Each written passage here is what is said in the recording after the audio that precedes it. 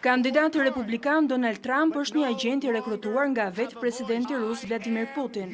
Qëndrimi që ka trazuar Shtetet e Bashkuara të Amerikës është mbajtur nga ish shefi i Agjencisë Qendrore të Inteligjencës Amerikane Michael Morell. Në një opinion të tij në New York Times me titull "Unë ish drejtori i CIA-s, tani jam një mbështetës i Clinton", Morell shkruan se Trump dhe lidhjet e tij të biznesit me Rusinë dhe simpatitë për presidentin Putin i kanë shtuar dyshimet dhe përbëjnë një arsye të fortë sepse ai nuk duhet të jetë president.